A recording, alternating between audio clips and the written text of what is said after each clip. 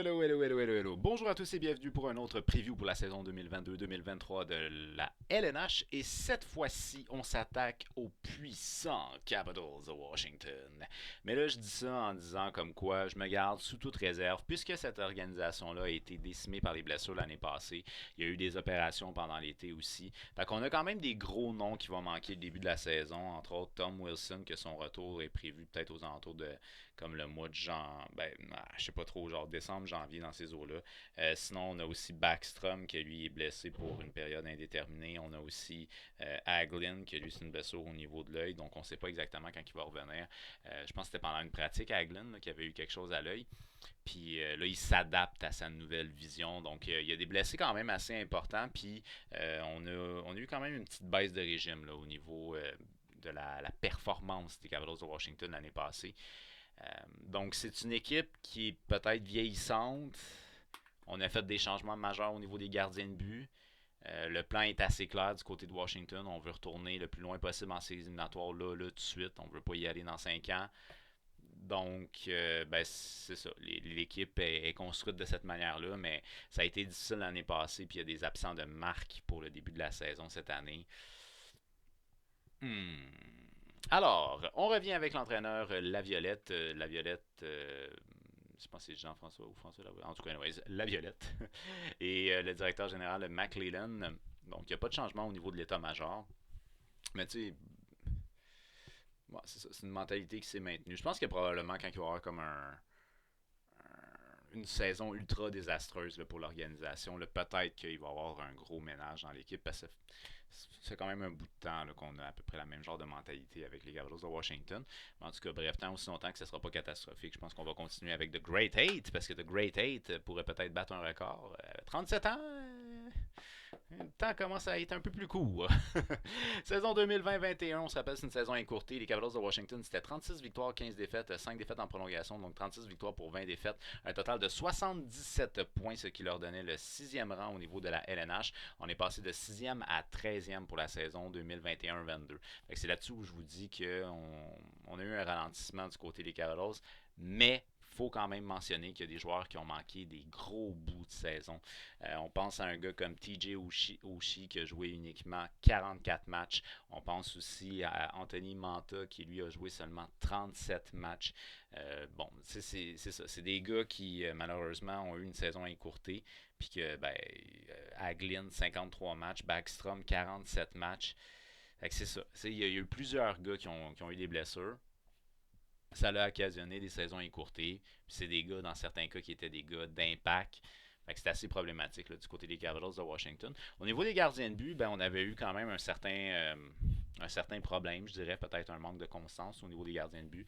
On pense entre autres à Vanecek qui a été plutôt instable au niveau de la saison régulière.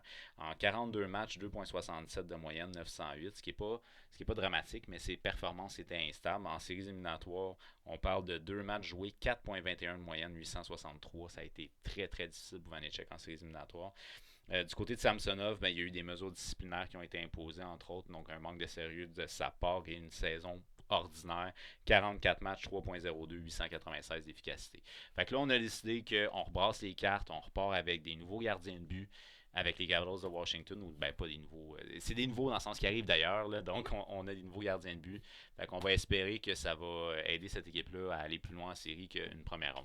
Alors, pour ce qui est de la saison 2021-22, c'est 44 victoires, 26 défaites, 12 défaites en prolongation, donc 38 défaites au total pour 44 victoires, ce qui est quand même un ratio pas si mal. 100 points d'accumulés, ce qui nous a donné le 8e rang au niveau de la conférence de l'Est et le 13e rang au niveau de la LNH. Moyenne de but marqué quand même satisfaisante de 3.29, c'est une bonne moyenne, avec une moyenne de but encaissé de 2.95. Idéalement, il faudrait que ça aille à la baisse. Un avantage numérique quand même de 18,8%. J'ai été déçu quand j'ai vu ça. Je me disais, les Capitals de Washington, c'est une puissance en avantage numérique. 18,8%, so-so. Et je dis so-so. La performance moyenne est so-so, mais quand on regarde individuellement, Ovechkin, 29 de ses 90 points ont été faits en avantage numérique. Evgeny Kuznetsov, 27 de ses 78 points en avantage numérique. John Carlson, le défenseur, 25 de ses 71 points ont été faits en avantage numérique. Donc quand même 29 points, 27 points, 25 points. On a un trio qui a été quand même efficace en avantage numérique en Ovechkin, Kuznetsov et Carlson, mais le total de l'équipe, 18.80, m'a déçu un petit peu. Un désavantage numérique à 80.4, c'est correct sans plus. C'est pas un très bon désavantage, mais c'est quand même pas désastreux. Fait que bref, on a été correct au niveau des unités spéciales. Et c'est à peu près ça. On a terminé 8e dans l'Est, 13e dans la Ligue nationale. On s'est fait éliminer en première ronde contre les Panthers de la Floride. Peut-être pas l'équipe la plus sérieuse en série en plus, les Panthers. Fait que il y a des questions, d'après moi, il y a des questions à se poser avec les Capitals de Washington, mais ils ont encore un corps de très bons joueurs qui est présent dans l'organisation. Le meilleur en termes de buts aurait été bien évidemment de Great Eight, Alexander Ovechkin, 50 buts, mon ami. 37 ans cette année, 50 buts l'année passée. Le meilleur en termes de points aurait été aussi Ovechkin. 90 points en 77 matchs pour ce qui est du Great 8. Une excellente saison au niveau de la production offensive. C'est un joueur qui n'a jamais été rapide. Fait que même s'il gagne en âge, c'est pas nécessairement dramatique le fait que d'habitude, ceux qui gagnent en âge, c'est la vitesse qui ralentit beaucoup. Lui, c'est sa force et sa précision de tir. Puis ça, c'est quelque chose qui peut peut-être vieillir un peu plus. Donc, qui peut étirer peut-être un peu plus longtemps au niveau de sa carrière. Puis Ovechkin, c'est un gars qui a le don de faire des saisons pratiquement complètes. Il se blesse pas trop souvent. Puis c'est pas des grosses blessures quand il se blesse. Fait que bref, voilà, Ovechkin. Est-ce qu'il va rejoindre le record de Gretzky? J'en doute fortement. Mais il reste que tout un buteur au niveau historique. Le meilleur défenseur à caractère offensif aura été John Carlson, 78 matchs, 71 points plus 13 en termes de différentiel. Mais ce qui a été très intéressant, c'est que John Carlson a été utilisé avec un joueur recru qui s'appelle Martin Fehervary. Et la particularité, c'est que c'est assez rare de nos jours qu'on valorise beaucoup un prospect qui est défensif. C'est un défenseur défensif. C'est pas un Quinn Hughes, c'est un défenseur dans sa zone, qui est capable de s'impliquer physiquement. 17 points en 79 matchs l'année passée, puis lui, il a trouvé son âme sœur avec John Carlson. Ça a bien fonctionné. Ils ont presque été utilisés toute la saison ensemble, les deux. Donc, il y a eu un déclic entre ces deux gars-là, et tant mieux parce qu'ils sont complémentaires. John Carlson est un gars qui aime avancer. Fehervary reste en retrait, puis il est responsable dans sa zone. Et du côté des Capitals, on aime beaucoup Martin Fehervary. Fait qu'une bonne première saison, c'est sûr que tu ne gagnes pas un Calder avec 17 points, c'est clair, mais il a connu une très bonne première saison pour ce qui est des Capitals de Washington au niveau professionnel. Fait que, bref, ça a été assez intéressant là, pour ce qui est de ce duo-là, et ça l'a permis à un gars comme John Carlson d'avoir encore une bonne saison au niveau de la production offensive, parce qu'il n'est pas, disons, un joueur connu pour faire des saisons de 30 points, mettons. Il est assez performant au niveau de la performance offensive.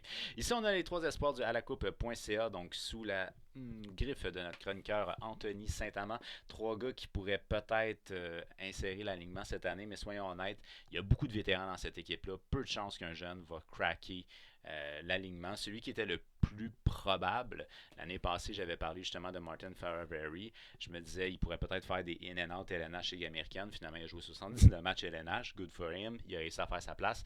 Mais je pense que ça serait difficile pour un jeune de faire la LNH cette année. Et d'ailleurs, notre chroniqueur du alacoupe.ca, Anthony Saint-Amand, a l'air d'être d'accord avec moi là-dessus aussi, parce qu'il m'a mentionné que dans certains cas, on va probablement jouer au niveau de la Ligue américaine cette année. On va commencer par Alexis Protas. C'est un joueur de centre de 21 ans, un gars à très gros gabarit. On parle d'un gars qui mesure 6 pieds 6. Toast de mon ami.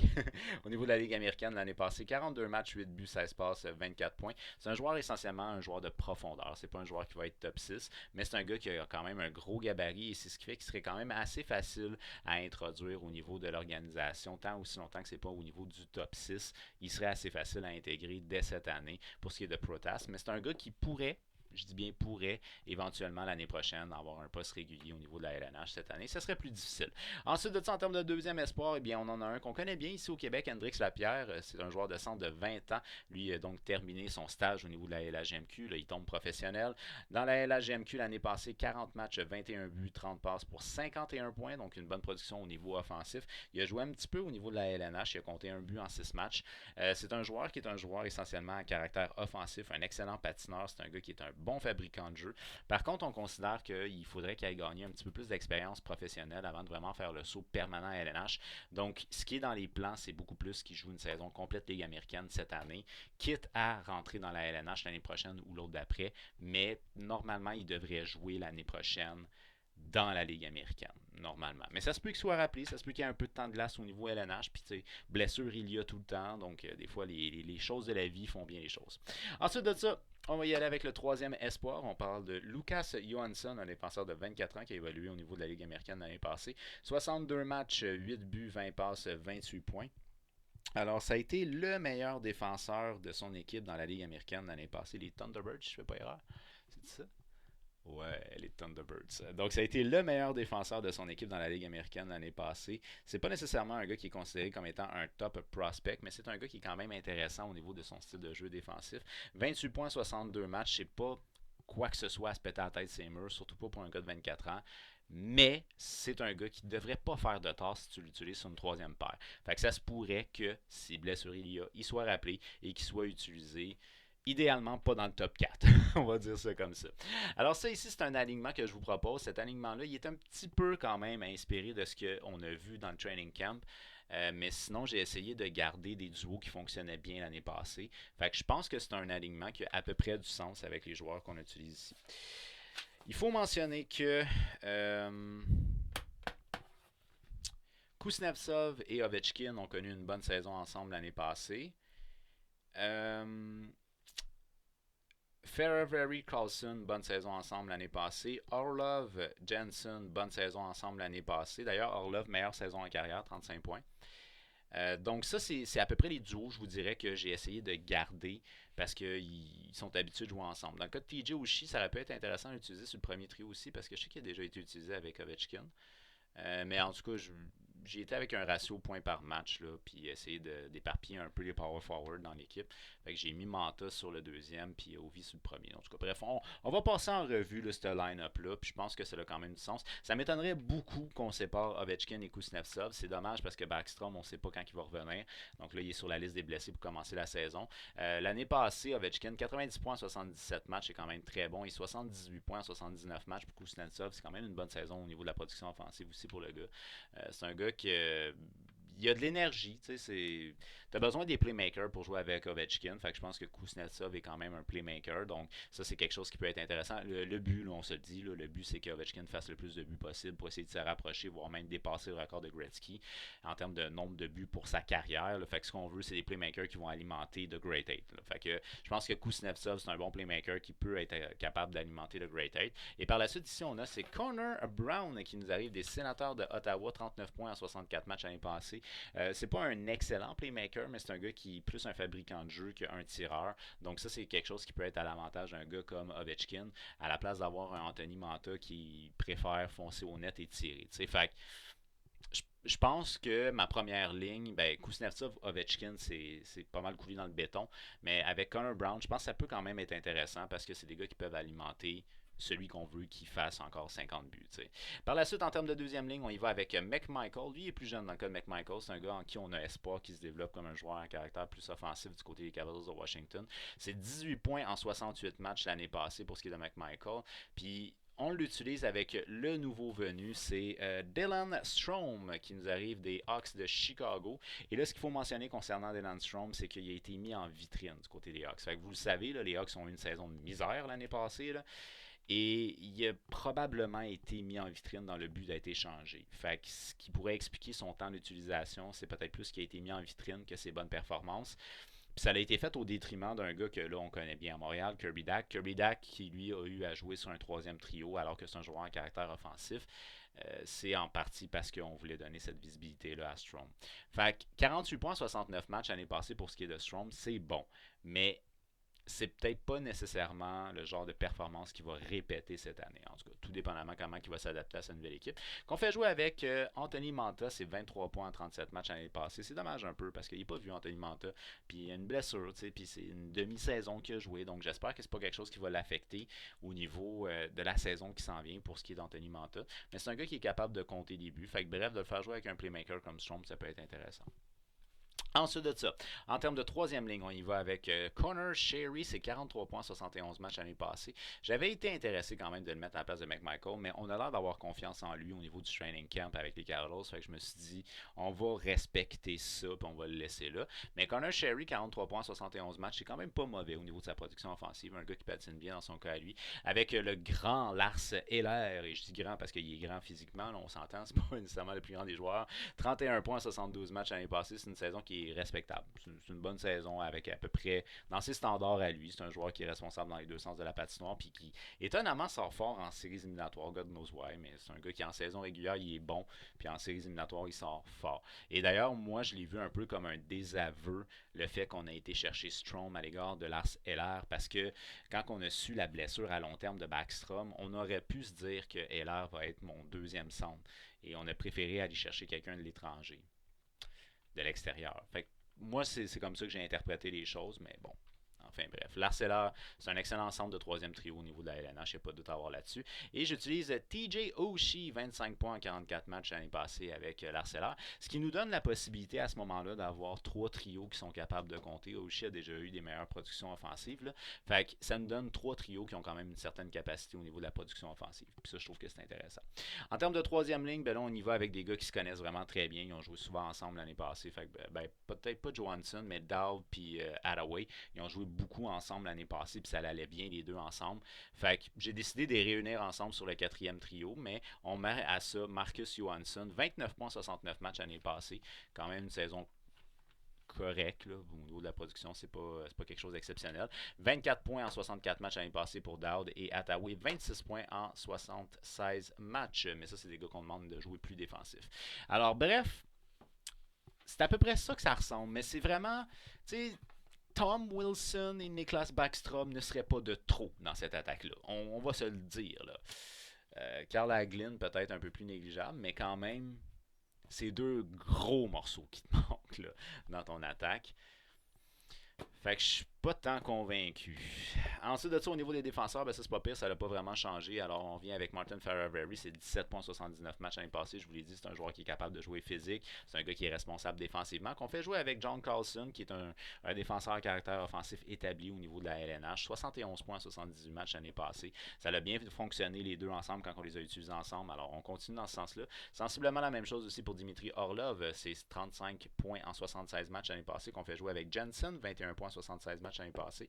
C'est deux gars qui ont été beaucoup utilisés ensemble aussi. Le ratio différentiel plus-moins, la paire est intéressant. Fait que je vois pas vraiment de raison de défaire cette paire-là. Fait que mon top 4 bouge pas. C'est sensiblement la même affaire que l'année passée. Fait que pour là-dessus, je suis pas trop inquiète. On n'était pas exceptionnel défensivement, mais on était quand même pas mauvais. Considérant que les gardiens de but étaient instables, on était quand même pas mauvais défensivement. Fait que c'est à peu près le point que je dirais, mais c'est pas une grosse défensive de la ligue. Ou en tout cas, c'est pas un gros système de jeu défensif dans la ligue. Par la suite, on a Gustafsson, lui, qui nous arrive de Chicago. Il a déjà connu des saisons plus productives. 18 points en 59 matchs l'année passée pour Gustafsson. Et qu'on fait jouer avec Van Riemsdyk, 17 points en 72 matchs l'année passée. Ce qui nous laisse scratch Matt Irwin, un joueur qui a roulé sa bosse dans la LNH. C'est un défenseur plus à caractère défensif. Gustafsson est capable de se porter à l'attaque, mais c'est... Chicago, tout allait mal à Chicago. Peut-être qu'il va retrouver ses repères cette année avec les Cavalos. Ça serait intéressant pour les Cavalos. Au niveau des gardiens de but, ben là, on a tout changé. Ben, tout changé. On a changé les gardiens de but LNH. Donc, on avait Vanecek, puis on avait Samsonov. Ni un ni l'autre est de retour. Fait que là, on a décidé d'y aller avec Darcy Kemper, qui lui était avec l'Avalanche Colorado l'année passée, et Charlie Lindgren, qui lui était avec les Blues de Saint-Louis l'année passée. Dans les deux cas, Darcy Kemper jouait avec une des équipes les plus dynamiques de la ligue, qui a d'ailleurs gagné une Coupe Stanley, rien de moins. Charlie Lindgren jouait avec une excellente équipe défensive. Puis, les Blues de Saint-Louis, là, c'était une bonne équipe l'année passée. C'est une équipe qui, toutes les lignes étaient capables de produire, ils sont capables de s'impliquer physiquement. Il a joué avec une bonne équipe, Charlie Lindgren. Fait que, j'ai comme le feeling qu'ils seront peut-être pas tout à fait. Darcy Kemper va peut-être se retrouver un peu. L'Avalanche Colorado n'est pas une équipe qui est réputée comme étant très très défensive. C'est une équipe qui est surtout dynamique et qui est capable de faire beaucoup de pression offensive puis de contrôler le jeu offensivement. Les Blues peut-être plus reconnus pour son jeu défensif. Fait que Darcy Kemper va peut-être se retrouver. Charlie Lindgren, il va peut-être frapper un mur. Je pense pas qu'il va retrouver cette statistique-là. Elle est quand même impressionnante. T'sais. Fait que Darcy Kemper, l'année passée avec l'Avalanche du Colorado, on parle de 57 matchs. Donc quand même une grosse saison pour Darcy Kemper. 2,54, 921 en termes d'efficacité. C'est un gardien de but qui est stable. Un gardien de but qui a un bon gabarit et qui est stable. Puis c'est peut-être ça qui a manqué aux Capitals de Washington l'année passée. Vanecek n'avait pas une saison désastreuse sur un point de vue statistique, mais il était instable. Alors là, avoir un gardien de but stable, je pense que ça va aider les Capitals de Washington. Fait que c'est quand même un bel ajout qu'on a fait du côté des Capitals de Washington. Puis on a abandonné sur notre prospect Samsonov. Manque de sérieux dans ce jeune-là. Fait que bref, on a décidé de passer à autre chose. Par la suite, on a Charlie Lindgren comme potentiellement auxiliaire, là, parce que là, je sais pas, peut-être qu'il va y avoir un combat entre les différents joueurs, mais quand même, Charlie Lindgren, l'année passée chez les Blues, c'est 5 matchs, 1.22, 958. C'est pour ça que je vous dis, d'après moi, je pense pas qu'il va y avoir 958 avec les Capitals. Ça me surprendrait, mais ça se pourrait, là, mais ça me surprendrait. Puis surtout aussi, il va probablement avoir plus de matchs. Puis là, ce qui est intéressant, c'est qu'on a Zachary Foucalé, qui a quand même joué 4 matchs avec les Capitals l'année passée, 1.75 de moyenne, 924 d'efficacité. Fait que peut-être qu'il y a un challenger en Foucalé envers Lindgren. Peut-être même qu'on va opter pour le contraire, qu'on va mettre Foucalé, je sais pas, mais je pense que ça, c'est quand même une saine compétition qu'on a, puis je suis convaincu que Charlie Lindgren ne va pas maintenir 1.22 958 avec les Capitals. Alors ça, ben, c'est en gros de quoi a l'air l'organisation des Capitals de Washington. Comme je vous dis, moi, ce que j'aime pas, c'est les blessés qui sont tellement importants dans cette équipe-là. C'est ce qui fait que ça l'affecte un peu au niveau de la profondeur. Puis j'ai comme pas le feeling que tous les joueurs vont être capables nécessairement de bien s'adapter à ces manques-là. En plus que tu as des gars, excusez-moi, qui sont nouveaux. Ça pourrait être intéressant d'utiliser TJ Oshie à la place de Connor Brown ici. Mais Connor Brown, c'est un passeur. Fait que je trouvais ça intéressant pour Ovechkin. Mais en tout cas, bref, c'est une organisation qu'on peut jouer quand même avec certains éléments. On fonctionne peut-être plus par paire du côté des Capitals de Washington. Je vous avais mentionné, Ovechkin et Kuznetsov ont joué beaucoup ensemble l'année passée. Dahl et Hathaway beaucoup ensemble. Ferrer, Very, Carlson, Orlov, Jensen. Fait que c'est des gars qui se connaissent déjà très bien. Donc, je pense pas qu'il va y avoir nécessairement un gros changement. L'année passée, on a eu de la difficulté à faire les séries éliminatoires. Le point qui est positif là-dedans, c'est que Darcy Kemper, d'après moi, va être plus stable en termes de performance. Donc, il va donner une chance un petit peu plus à son équipe de compter. Si on maintient une moyenne de but de 3.29, cette organisation-là peut courir pour une place en série. Parce que Darcy Kemper, d'après moi, va être capable de stabiliser un peu la défensive. Fait que d'après moi, les Capitals de Washington est une équipe qui n'est pas assurée d'être en série, mais qui peut courir pour une place en série cette année. Au niveau de la LNH, alors qu'est-ce que vous en pensez? Les Capitals de Washington, est-ce que c'est une équipe qui est out of the playoff? Est-ce que c'est une équipe qui va courir pour une place en série? Est-ce que c'est une équipe qui est clairement en série? Peut-être même que pour vous, c'est un cup contender. Faites-le moi savoir au travers des commentaires. Alors, si vous avez aimé la vidéo, on n'oublie pas, on y fait un petit j'aime, mais on partage aussi pour être un maximum de hockey fans à jaser de hockey. Lorsqu'on s'abonne, on active la petite cloche parce qu'il y a un autre preview qui s'en vient pour la saison 2022-2023, bien entendu, les Jets de Winnipeg. Un très gros merci d'avoir regardé ma vidéo. On se revoit très prochainement. D'ici là, je vous souhaite une belle fin de journée.